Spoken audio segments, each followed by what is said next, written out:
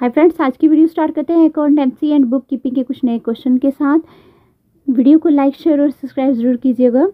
आज की वीडियो का पहला क्वेश्चन है, while putting the value or price of an entity in finance record the lowest price is recorded not the current price or current market value, this is known as.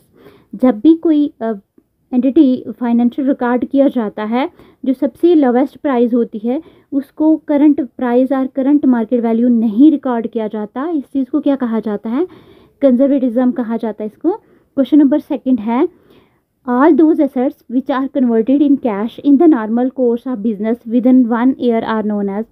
जितने भी assets होते हैं जो convert किए जाते हैं cash में with in 1 year किसी भी बिजनेस के, उनको क्या कहा जाता है? Current asset. Question number third है, low turnover of stock ratio indicate. जो कम टर्नओवर होते हैं किसी भी स्टॉक रेशो के, वो इंडिकेट करते हैं our investment in inventory, our investment किसी भी इन्वेंट्री में। क्वेश्चन नंबर 4 है, according to which concept the owner are consider to be different from business. किस कंसेप्ट के अकॉर्डिंग ऑनर जो है बिजनेस के, वो बिजनेस से अलग होते हैं? Business entity concept. Question number 5 है, debit the receiver credit the giver is the for. जो डेबिट होता है वो रिसीवर होते हैं और जो क्रेडिट होता है वो देने वाले होते हैं। ये किस अकाउंट के लिए है? ये पर्सनल अकाउंट के लिए है। क्वेश्चन नंबर 6 है, all revenue income are credit to. जितना भी रेवेन्यू इनकम है वो किसको क्रेडिट किया जाता है? प्रॉफिट एंड लॉस अकाउंट को।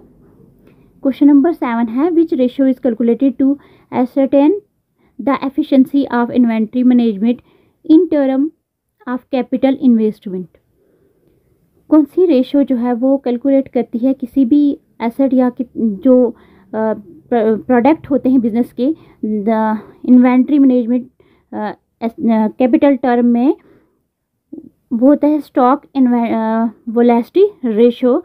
क्वेश्चन नंबर 8 है, which ratio measure the number of time the receivable are rotated in a year in term of cell.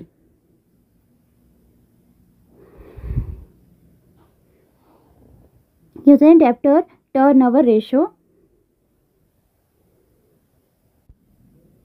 Question number 9 है, any transaction between a current account and another current account does not affect.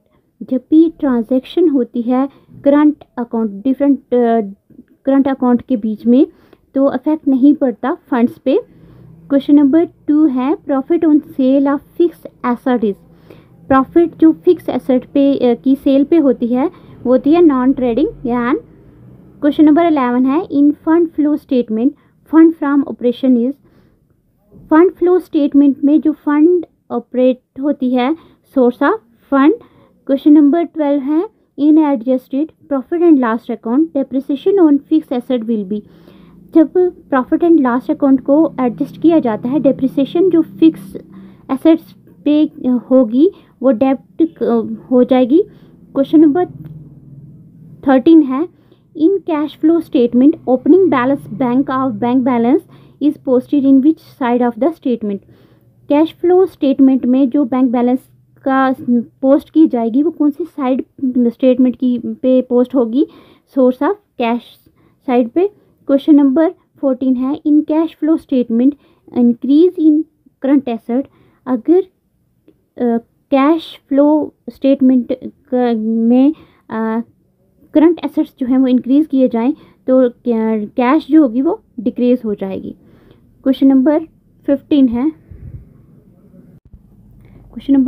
है, in cash flow statement closing balance of bank balance is posted which side of the statement.